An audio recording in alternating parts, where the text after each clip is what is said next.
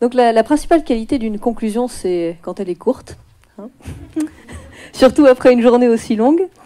Je vais vraiment être très synthétique. D'abord, ce matin, on est parti d'un constat sur la densification qui est de plus en plus présente dans les documents d'urbanisme, qui s'impose de plus en plus à nous en tant que citoyens, en tant que constructeurs, avec des collectivités territoriales qui parfois n'arrivent pas à atteindre leurs objectifs et parfois ne veulent pas les atteindre. Puis, on a déjà évoqué tout ce qui est rénovation urbaine, surélévation, avec les problématiques techniques, les problématiques financières, les problématiques économiques qu'on a pu évoquer. Ensuite, la question des contraintes sociales et du rejet très fort des citoyens qui est vécu, qui est même ressenti très souvent dans des territoires, et particulièrement les territoires franciliens.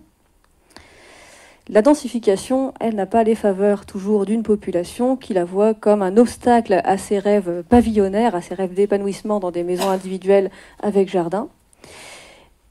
Et ce n'est pas en niant cet état de fait qu'on va solutionner. Il faut le prendre en compte. Et la dernière table ronde nous a permis de prendre en compte ce problématique au travers de solutions. Des pistes ont été esquissées, notamment sur la prise en compte des nuisances sonores. Comment améliorer la qualité de vie via les nuisances sonores. La question des besoins des citoyens, de la nécessité de les faire participer avant est revenue plusieurs fois, tout simplement parce que, certes, comme vous l'avez très bien dit, Monsieur Grisot, on perd du temps dans la participation. C'est long et c'est ingrat, parfois. Mais derrière, quand on ne va pas au tribunal, alors ça fait moins de boulot pour les juristes, hein, moi ça me fait un peu mal au cœur, mais quand on ne va pas au tribunal, eh bien, on gagne beaucoup de temps et on gagne beaucoup de perspectives de faisabilité.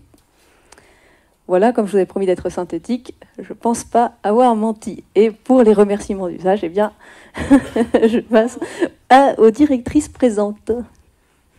Alors, effectivement, je voulais déjà tous vous remercier d'avoir participé à l'intégralité de la journée, donc aux participants des tables rondes, aux enseignants-chercheurs du groupe ESPI qui se sont déplacés de Paris, aux élus, je dirais à tous les partenaires, en tout cas tous ceux qui pouvaient effectivement être intéressés par rapport au sujet de la densification, qui selon moi doit concerner tout le monde, c'est clair. Je reprendrai juste effectivement une petite phrase, ou en tout cas un des petits messages que j'ai retenu de Sylvain Grisot, c'est de dire effectivement, on provoque des discussions, on provoque des échanges, il y a de la concertation. Aux concertations, et j'en parle parce que je fais partie des conseils de quartier dans ma commune, il y a ceux qui ne sont pas d'accord. Et c'est vrai qu'ils sont souvent là pour intervenir. Mais on arrive effectivement à mobiliser ceux qui sont d'accord, qui veulent se sensibiliser, qui veulent s'informer et qui veulent être acteurs. Et j'espère que les échanges d'aujourd'hui auront mobilisé, c'est-à-dire le but effectivement, et là je m'adresse particulièrement à mes étudiants, c'est de dire vous êtes les constructeurs de demain, vous êtes les promoteurs de demain, vous êtes aussi les usagers de demain. Donc faites entendre votre voix, pensez autrement, on ne construit plus aujourd'hui comme il y a 20 ou 30 ans. Les usages prennent le dessus et c'est très bien, c'est-à-dire on doit savoir pourquoi on construit, pour qui, et on doit faire aussi avec l'existant et se préoccuper de ce que vont devenir nos bâtiments déjà construits.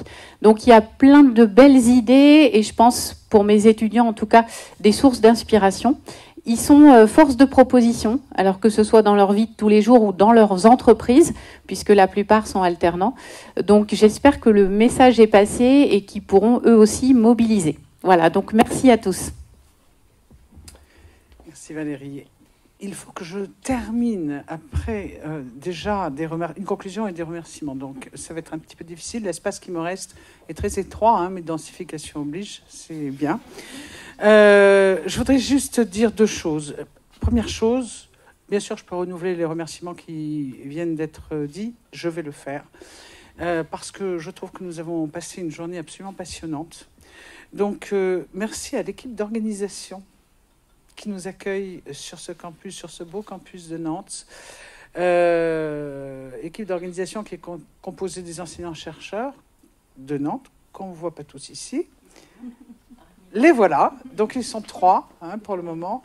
Bien sûr, de la directrice et de toutes ces équipes qui ont été très actives, je crois, pour la mise en place technique des lieux que nous avons occupés. C'est très important d'être confortablement installée. Ça me ménage une transition toute trouvée avec ce que je voulais dire. Juste un petit complément, nos enseignants-chercheurs sont certes venus de Paris, c'est vrai que notre équipe, alors là je le dis un petit peu à l'attention des participants de la journée qui ne sont pas de l'ESPI, et puis aussi des étudiants qui sont présents ici, parce qu'eux sont très centrés sur Nantes, hein. Mais nous avons dédensifié l'équipe d'enseignants-chercheurs et par conséquent nous avons une partie de nos enseignants-chercheurs à Paris, ils sont 6, nous en avons 3 ici. Et nous en avons aussi qui sont venus de Lyon, ils sont là tous les deux. Et nous avons la plus lointaine de tous, Solène, que vous avez vu à l'instant dans l'animation de la table ronde et qui est là-bas, et qui est venue tout spécialement de Marseille. C'est pas exactement la porte à côté.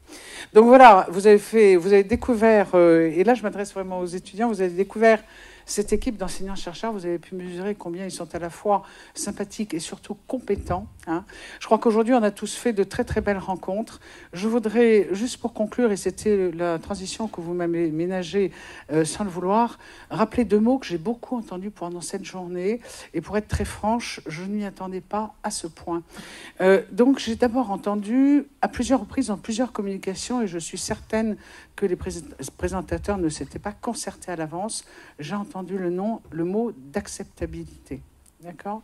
Et j'ai également entendu à plusieurs reprises l'expression densité ou densification optimale. C'est un peu la même idée, hein.